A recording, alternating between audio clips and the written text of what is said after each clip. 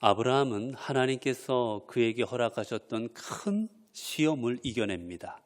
바로 순종의 시험이었지요. 얼마나 나를 경외하고 얼마나 내 말에 순종할 수 있는지 보겠다라는 의미로 하나님께서는 그에게 아들 이삭을 바치라는 순종의 시험을 내리셨고, 아브라함은 하나님의 말씀 앞에 전적으로 순종함으로 자신의 믿음을 증명합니다. 하나님, 내 믿음이 이런 믿음입니다라고 주님 앞에 올려드리고, 하나님은 그 믿음을 기뻐 보시고 그리고 아브라함에게 복의 복을 더하여 주십니다. 자, 이제 복의 복을 받은 아브라함, 이제 복된 삶을 살아갑니다. 복된 삶을 살아가다 보니 어느덧 세월이 점점 지나게 되었지요. 이제 점점 세월이 지나서 어느덧 이제 이삭이 장성한 나이가 되었습니다. 이삭이 장성한 나이가 되어서 우리 나이로 40세가 됩니다. 여러분, 40세가 되면 뭐 해야 될 나이가 된 걸까요? 네? 뭐 해야 될 나이예요? 40이면? 이미 늦었죠. 장가가야 할 나이가 이미 지났습니다. 그 이전에 이미 장가를 갔어야 되는데 이삭이 장가를 가지 않았어요. 무슨 이유였는지 모르겠지만 장가를 가지 않고 나이가 40세가 됩니다. 그리고 이미 그 전에 이제 그의 어머니였던 라헬이랍니다. 사라가 죽게 됩니다. 사라가 죽은 후에 약 한 3년 정도가 흐른 후에 아브라함은 아들 이삭을 바라보면서 이 아들을 결혼시켜야 되겠다라고 생각을 합니다.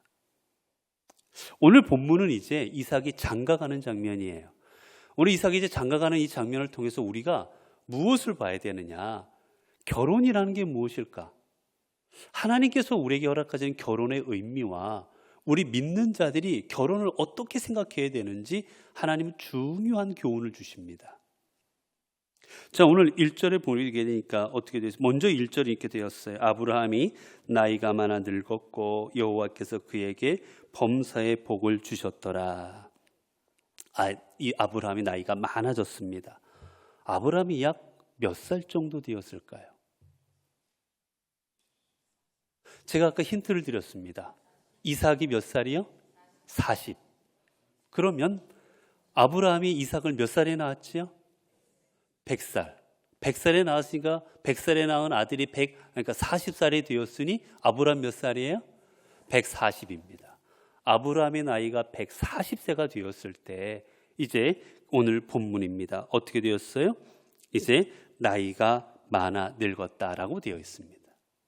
오늘 이 말은 이게 참 재미있는 말이라 여러분에게 소개시켜드리고 싶어서 특별히 1절을 말씀을 드렸어요. 우리는 나이를 뭐 했다고 그러지요? 나이를 먹었다. 나이가 들었다라고 합니다. 근데 여러분, 이 히브리 말로 이 나이가 뭐라고 되어 있어요? 나이가 많았다라고 되어 있잖아요. 이 나이가 많다라는 거는 어떤 의미냐? 이게 원어로 따지면요, 이게 뭐냐? 많다라는 거는요, 들어가다라는 뜻입니다. 들어가다. 즉 뭐냐면 아브라함이 많은 날들 가운데로 들어갔다라는 뜻이에요. 우리는 주로 나이를 먹는다, 나이가 들었다라고 할 때 여러분 어떤 의미가 있습니까? 내가 원하지 않아도 나이가 점점 알아서 채워지는 거예요. 우리는 나이를 먹다라는 게 수동형입니다. 그냥 가만히 앉아 있어도 나이가 먹어지는 거예요. 내가 나이를 어떻게 할 수가 없어요. 그냥 그대로 먹어지는 겁니다. 하루 이틀 지나면서. 그런데 히브리인들은 생각이 달라요. 그러니까 많은 1000날이든 10,000날이든 많은 날들 가운데로 내가 들어가는 겁니다. 전혀 달라요. 우리는 가만히 앉아서 날들이 오는 걸 맞아들입니다. 가만히 앉아서. 그런데 히브리인들은 그게 아니라 날들로 내가 가버리는 거예요. 전혀 다릅니다, 여러분. 많은 날들로 들어가니까 여러분 어떻겠습니까? 그 많은 날들로 들어가는데 내가 어떠한 모습으로 들어가냐가 달라지는 거예요. 내가 믿음 없는 모습으로 많은 날들로 들어갈 수도 있고, 내가 향기로운 모습으로 많은 날들에 들어갈 수도 있고, 내가 행복한 모습으로 많은 날로 들어갈 수도 있고, 반대로 내가 믿음 없는 모습으로 많은 날들로 들어갈 수도 있고, 내가 죄 많은 모습으로 많은 날들 가운데로 들어갈 수도 있고, 내가 어떻게 나이를 먹느냐는 누구의 선택입니까? 내 선택이 되는 거예요. 그러니까 같은 의미인 것 같지만 나이를 먹는다는 의미가 전혀 달라집니다. 그렇기 때문에 이 히브리인식으로 생각을 하면 이 많은 날들, 내가 어떻게 살아가면, 내가 어떠한 모습으로 이 날들을 채워갈 것인가, 나에게 있을 이 수많은 날들로 내가 어떠한 모습으로 들어갈 것인가를 늘 고민하고 그 모습이 아름다울 수 있도록 노력해야 되는 것이지요. 그러니까 나이가 들수록 더 사람들 앞에 좋은 모습으로, 어른의 모습으로 더 서도록 자기 자신을 단련하고 훈련시키는 겁니다. 그게 히브리식으로 나이가 든다라는 표현이에요. 자, 이제 혼인으로 들어갑니다. 자, 이제 이삭이 나이가 40살이 되어서 장가를 보내야 되겠습니다. 그래서 이제 어떻게 하느냐? 아브라함이 어떻게 2절에 보니까 아브라함이 자기 집 모든 소유를 맡은 늙은 종에게 이르되, 자기 집의 모든 소유를 다 관할하는 종입니다. 그러니까 우리 식으로 하면 그냥 종이지만 사실 이 종은 그냥 하찮은 종이 아니라 아브라함의 집안의 모든 것들을 다 관할하는 꽤 지위가 있는 종이에요. 우리가 앞부분에 성경에 보게 되면 하나님께서 아브라함에게 내가 너에게 아들을 주겠다고 하실 때 아브라함이 뭐라고 말합니까? 아들은 그만두고, 아들은 됐고, 그래서 내가 누구에게 재산을 물려준다고 그래요? 내 종 엘리에셀에게 물려주겠다고 합니다. 우리가 성경에 나오진 않지만 많은 신학자들이 그 엘리에셀이 이 종일 것이다 라고 생각합니다. 아무튼 이 종은 아브라함의 모든 신뢰를 받고 있었던 종이었어요. 여러분, 내 재산을 맡기는데 못 믿을 사람한테 재산을 맡기겠습니까? 여러분, 내가 믿을만 해야 내 재산을 맡기지 않겠어요? 그럼 믿을 만한 종에게 이제 가장 내가 신뢰하는 종에게 일을 맡기는 겁니다. 그러니까 결국은 이 결혼이 얼마나 중요한 일인지를 나타내는 거예요. 여러 종들이 있겠지만 그 종들 중에서 가장 신뢰할 만한 종을 선택해서 아들 이삭의 결혼을 추진하고 있는 겁니다. 그만큼 귀하게 생각하고 있다는 거죠. 그런데 더 귀하게 생각하고 있다는 의미가 뒤에 나옵니다. 뭐라고 합니까? 어떻게 해라? 내 허벅지 사이 밑에 내 손을 넣어라. 남자의 허벅지에다가 손을 넣으라고 합니다. 이 표현은 뭐냐면 남자의 허벅지 사이에 쉽게 말하면 남자의 성기가 있는 부분이에요. 여러분, 그건 무엇을 의미하겠습니까? 생명입니다. 생명을 의미하는 거예요. 가장 어떻게 보면 또 취약한 부분입니다. 그러니까 가장 귀한 부분이기도 하고, 거기에 손을 넣고 언약하라는 거는 내가 너와 맺을 수 있는 가장 중요한 언약을 맺을 때 이 방법을 씁니다. 일반적으로 고대 중동인들이 언약을 맺을 때는 어떻게 언약을 맺느냐? 양이라든지 동물을 잡습니다. 잡아서 어떻게 하느냐? 반을 갈라버려요. 그 동물을 반으로 쫙 갈라서 양쪽에다가 놓습니다. 그리고 언약을 맺는 사람 둘이 자, 우리 앞으로 이렇게 합시다. 절대 어기면 안 됩니다 하고는 어떻게 하느냐? 그 쪼개진 동물 사이를 지나갑니다. 의미는 여러 가지가 있는데 가장 큰 의미 중에 하나는 만약에 이 언약을 어기면 이 쪼개진 짐승처럼 너와 나는 이렇게 될 것이라는 거예요. 죽음으로 이것을 지키겠다고 맹세하는 겁니다. 그런데 이보다 더 중요하게 여기는 게 바로 남자의 가장 중요한 부위에 손을 넣고 맹세하는 거예요. 성경에 보면 아브라함이 이렇게 맹세한 부분이 여기 한 군데밖에 나오지 않습니다.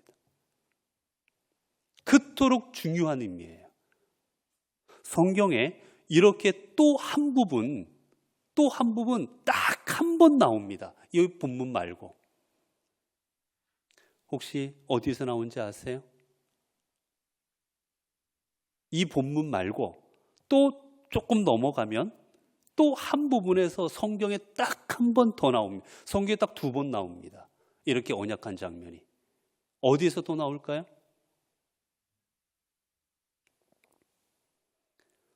모르신 척 하시는군요. 창세기 47장에 보면 창세기 47장에 27절부터 쭉 우리 한번 볼까요? 창세기 47장입니다. 창세기 47장 27절이에요. 47장 27절 제가 읽어드릴게요. 이스라엘 족속이 애굽 고센 땅에 거주하며 거기서 생업을 얻어 생육하고 번성하였더라. 야곱의 애굽 땅에 17년을 거주하였으니 그의 나이가 147세라. 이스라엘이 죽을 날이 가까움에 그의 아들 요셉을 불러 그에게 이르되 이제 내가 내게 은혜를 입었거든 청하건대 내 손을 내 허벅지 아래에 놓고 인애와 성실함으로 내게 행하여 애굽에 나를 장사하지 아니하도록 하라. 내가 조상들과 함께 눕거든 너는 나를 애굽에서 메어다가 조상의 묘지에 장사하라. 요셉이 이르되 내가 아버지의 말씀대로 행하리이다. 야곱이 또 내가 맹세하라 하매 그가 맹세하니 이스라엘이 침상머리에서 하나님께 경배하니라. 야곱이 죽을 날이 가까웁니다. 이 죽을 날이 가까웠는데 대대로 아브라함과 그의 아버지 다 해서 이제 어떻게 하느냐, 막벨라굴, 아브라함이 돈을 주고 산 그 막벨라굴에 대대로 그의 조상들이 거기에 매장이 됩니다. 왜냐? 하나님께서 가나안 땅을 약속의 땅으로 허락하셨기에 그 의미로 그곳의 땅을 사서 거기서 매장을 하지요. 야곱이 이제 그것을 한 야곱은 말합니다. 내가 죽거들랑 내 육신을 여기다가 장사하지 말고 내 육신을 다시 가나안 땅으로 가져가라. 내 조상들이 묻힌 곳에 나를 묻어달라고 그에게 요셉에게 이야기하는 겁니다. 그럼 우리가 아시지만 애굽 땅에는 그들이 장례를 치를 때 거대하게 치렀어요. 뭐가 있습니까? 애굽에 가면, 이집트에 가면 뭐가 있지요? 피라미드가 있습니다. 엄청나게 큰 웅장하고 거대하게 그들은 장례를 치렀어요. 얼마나 성대했겠습니까? 그거를 다 바라보고 있던 야곱, 그러나 나를 그토록 성대하게 장례 치러달라고 하지 않아요. 오직 나의 시신을 가나안 땅으로 가져달라고 합니다. 그만큼 신앙을 소중하게 여겼다는 거지요. 그런데 그때 이 가장 귀한 일을 맹세할 때 자신의 허벅지에 손을 넣게 합니다. 그토록 이것은 아주 중요한 일을 약속할 때 했던 행위가 허벅지에 손을 넣는 거였어요. 그런데 지금 아브라함이 아들 이삭의 결혼식을 준비하면서 바로 이렇게 언약합니다. 이 말은 우리가 삶을 살아가는 데 있어서 많은 게 중요합니다. 집도 사는 거 중요하고요, 직장도 갖는 거 중요하고 얼마나 중요한지 모릅니다. 그러나 일생일대 가장 중요한 일이 뭡니까? 결혼입니다. 우리의 일생일대 가장 중요한 게 결혼이에요. 왜냐? 그 결혼을 통해 우리의 인생이 바뀔 수 있기 때문입니다. 성경은 우리의 삶에 있어서 이 결혼이 얼마나 중요한지를 가르쳐 주세요. 자, 그 다음에 이제 그렇게 이 결혼을 어떻게 해야 되는지 이제 이야기합니다.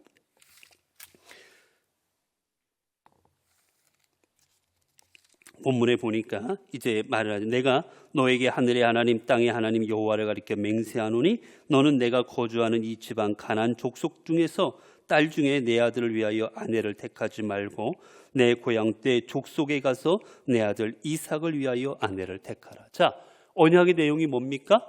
가장 중요하게 지금 언약식을 하고 있는데 그 언약의 내용이 뭐예요?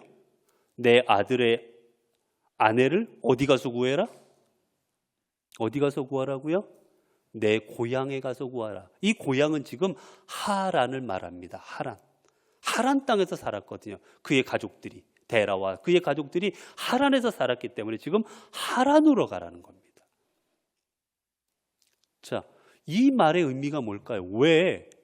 여러분, 이 하란까지는 약 400km 정도 아주 멀리 떨어져 있습니다.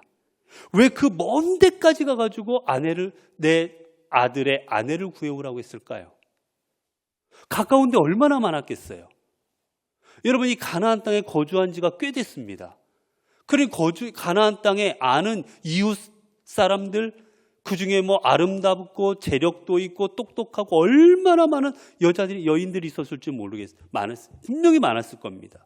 그런데 그들을 다 제쳐놓고 나의 고향 하란으로 가서 거기서 내 아들의 신부감을 구해라라고 말합니다. 이 의미는 뭘까요? 어떤 의미일까요? 여기서 말한 왜 그 먼 데까지 가서 내 아들의 신부감을 구하라 했느냐? 여러분, 그건 다른 게 아닙니다.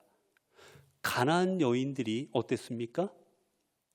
이 시대 가나안 사람들은 다 우상 숭배하던 사람들이에요. 여러분, 우리가 소돔과 고모라 땅을 보았습니다. 여러분, 소돔과 고모라가 어땠습니까? 죄악으로 완전히 물든 곳이었어요. 남색하고. 여러분, 교회는 절대 동성애를 인정하지 않습니다. 교회는 절대로 신앙적으로 동성애는 있을 수 없습니다. 그건 하나님께서 허락하지 아니한 겁니다. 그거는 죄예요. 절대로 교회는 동성애를 허락할 수도 용납할 수도 없습니다. 그런데 그 소돔과 고모라가 그 동성애로 물든 땅이었어요. 얼마나 음란했는지 모릅니다. 천사들을 내놓으라고 합니다. 이 집에 새로운 남자들이 왔으니 우리가 이 남자와 밤새 즐겨야 되겠다고 끌어내려합니다. 그런데 여러분, 그런 음란하고 동성애하고 이런 죄된 모습이 소돔과 고모라만 그랬겠습니까? 만연해 있었어요. 가나안 땅에 만연해 있었습니다. 우상을 섬기고 음탕하고.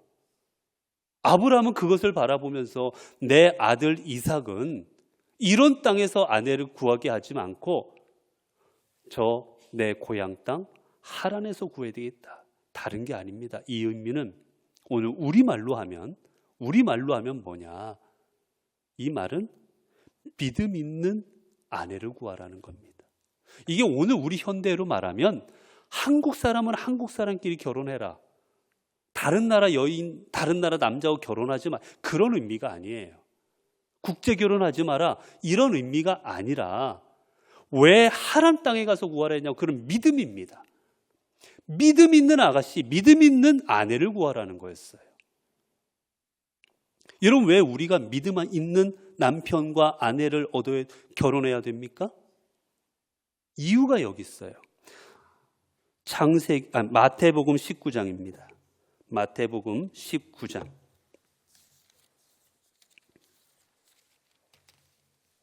마태복음 19장 4절에서 6절 보겠습니다. 4절에서 6절까지.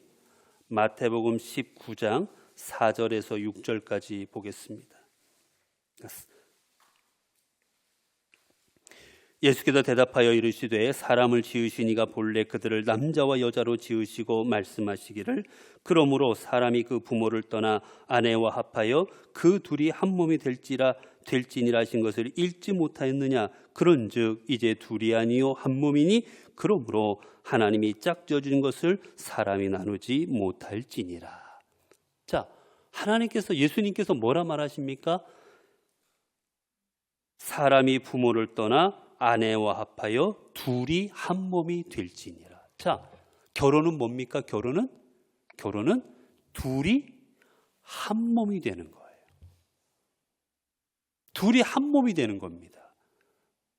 여러분, 둘이 한 몸이 되려면, 자, 믿음 있는 사람과 믿음 있는 사람이 한 몸이 되면 그 몸은 믿음의 몸이 될 것입니다.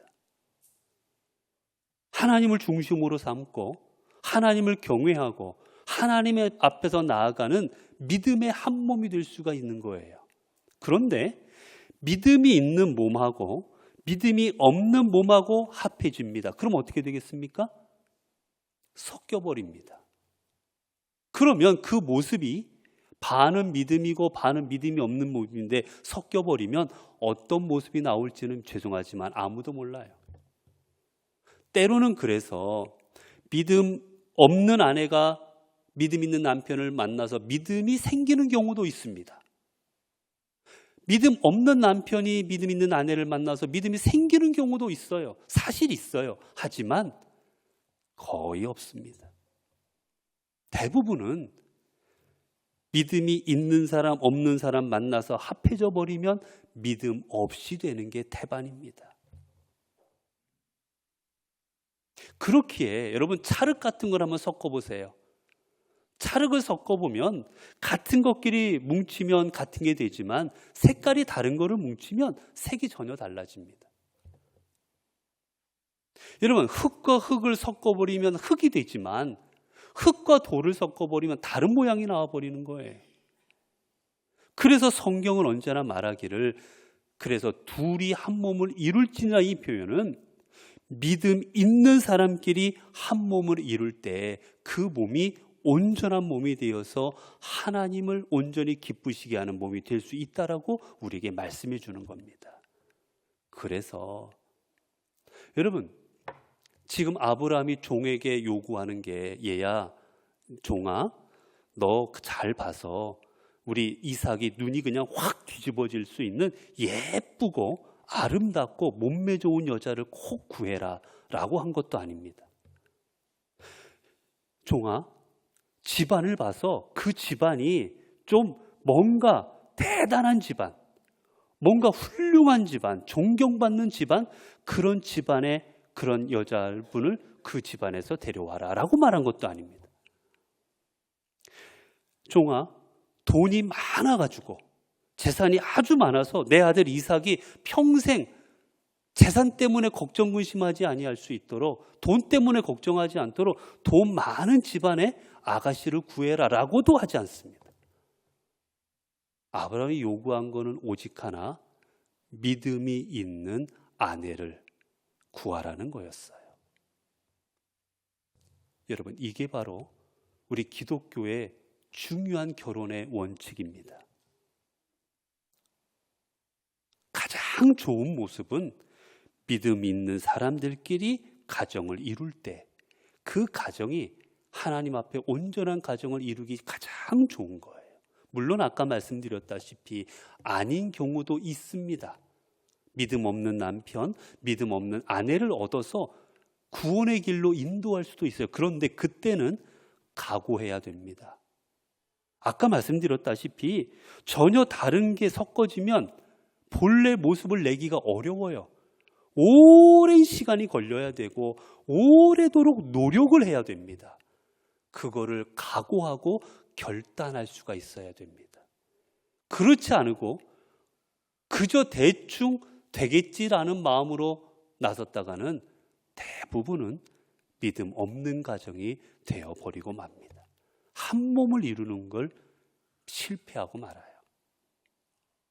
그래서 오늘 본문 속에서 아브라함이 자신의 종에게 부탁하는 장면을 통해서 가장 중요하게 여기고 있는 결혼의 첫 번째 원칙은 바로 믿음 있는 아내를 구하라는 겁니다.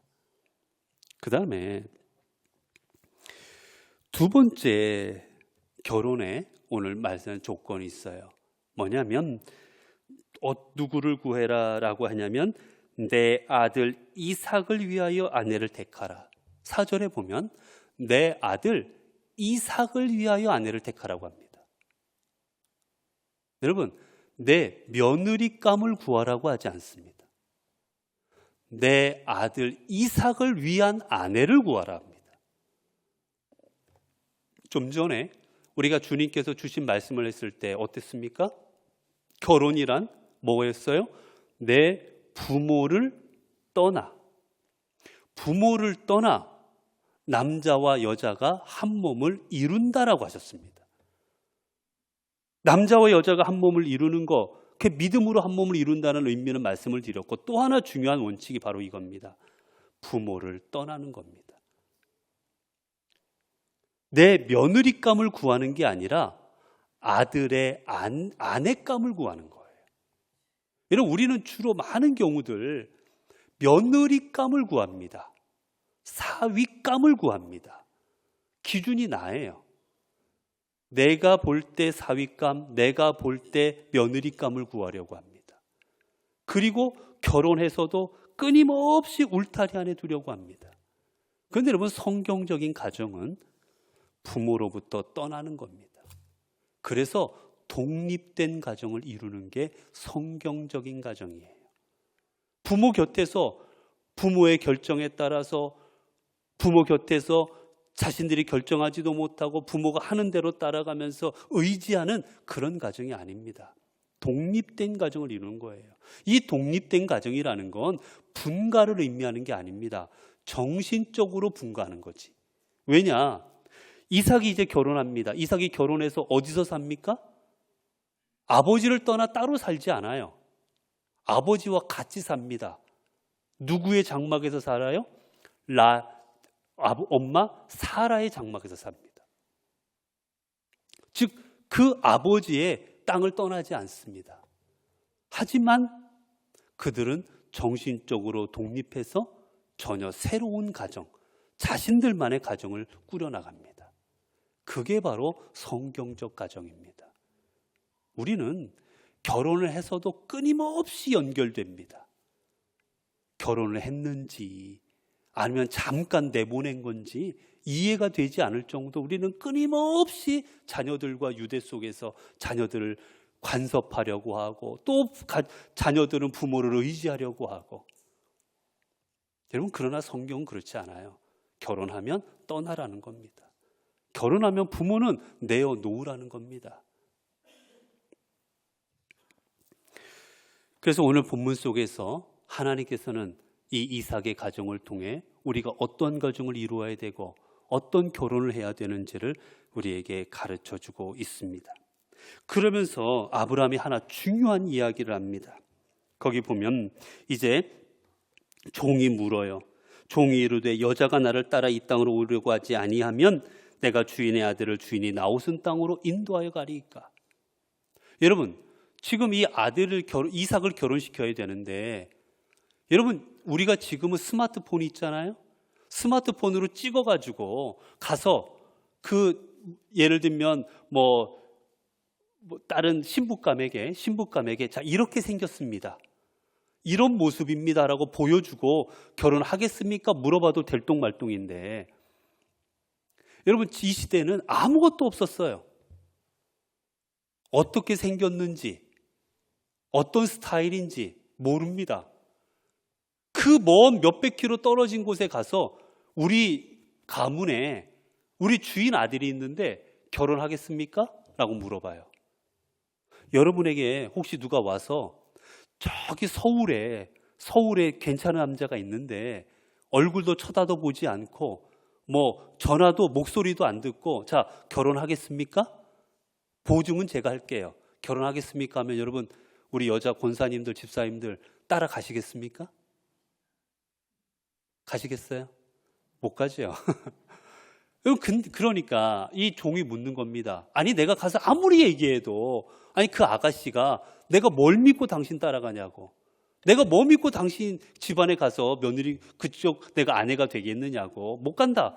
그러면 내가 이 이삭을 데리고 가서 자, 이런 사람입니다, 이런 사람이니 괜찮으니까 가겠습니까? 라고 아들을 데리고 갈까요? 물어봐요. 그러자 아브라함이 뭐라고 말합니까? 아니다, 데려가지 마라 라고 말합니다. 왜 데려가지 말라 했을까요?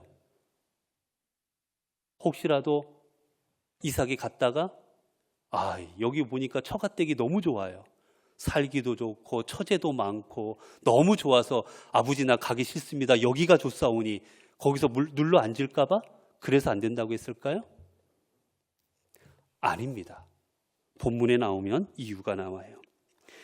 7절에 보니까 하늘의 하나님 여호와께서 나를 내 아들 내 아버지의 집과 내 고향 땅에서 떠나게 하시고 내게 말씀하시며 내게 맹세하여 이르시기를 이 땅을 내 씨에게 주리라 하셨으니 그가 그 사자를 너보다 앞서 보내실지라.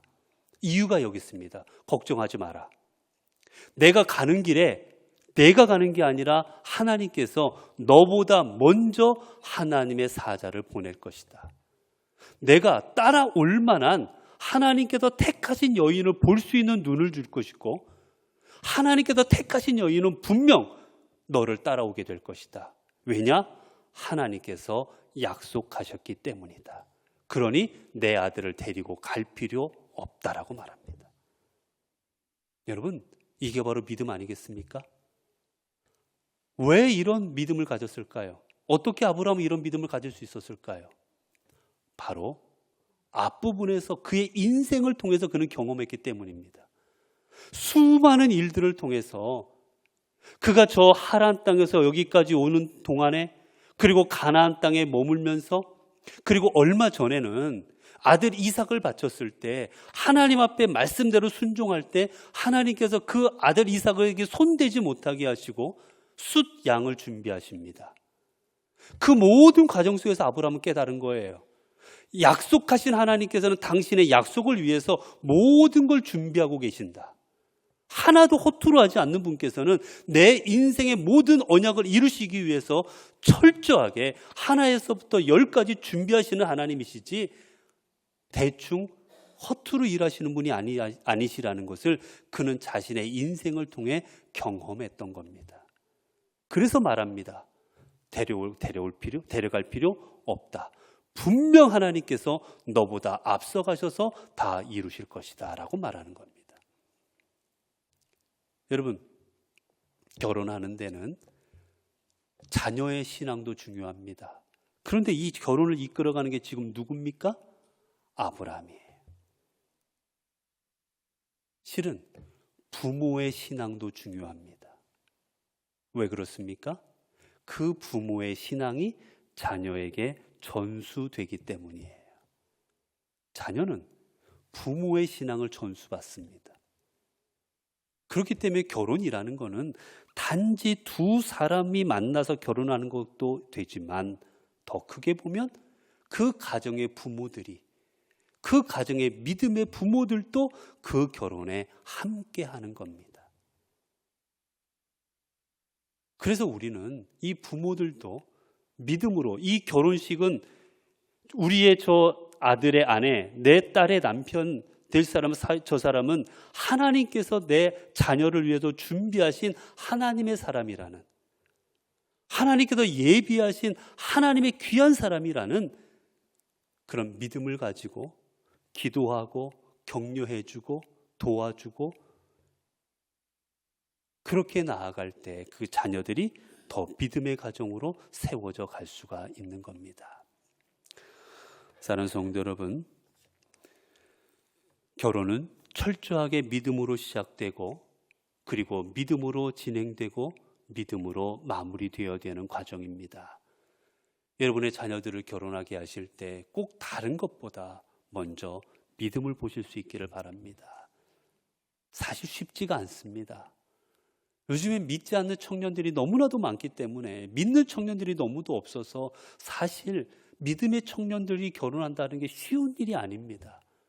그럼에도 불구하고 우리는 믿는 믿음의 가정이 되어서 둘이 믿음의 한 몸을 이루는 것, 이게 하나님께서 가장 기뻐하시는 결혼이고, 그렇게 믿음의 한 몸이 될 때 진정 믿음으로 하나님을 섬길 수 있는 그런 가정이 될 수 있다는 기억하고, 우리 자녀들이 그러한 길을 걸어갈 수 있도록 우리는 그들을 위해 기도해주고, 그리고 격려하고 돕는 그런 믿음의 부모들이 되어져야 될 것입니다. 우리 모든 가정들이 이런 믿음의 가정을 통해서 하나님의 기쁨을 얻는 하나님의 복된 가정을 이룰 수 있기를 바랍니다. 기도하겠습니다. 은혜로우신 하나님 감사합니다. 오늘도 말씀을 통하여 하나님, 우리가 어떠한 가정을 이루어야 될지를 깨닫게 하시니 감사합니다. 우리의 가정들이 하나님, 재산으로, 외모로, 다른 것들로 정해지는 가정이 아닌 하나님 앞에서 믿음으로 맺어지는 가정이 되게 하옵소서. 세상에서는 성공한 사람, 돈이 많은 사람, 직장이 좋은 사람, 그 가문이 좋은 사람, 이런 사람들과 결혼해야 된다고 이야기하지만, 하나님, 우리들은 이 사라질 것들이 아닌 주님께서 세우시는 그 믿음을 통해 가정을 이루고, 그래 우리의 가정들이 믿음의 가정이 되고 하나님이 기뻐하시는 가정이 되어서 하나님 앞에 영광 돌리는 가정들로 세워지게 하옵소서. 우리 주 예수 그리스도 이름으로 기도드리옵나이다. 아멘.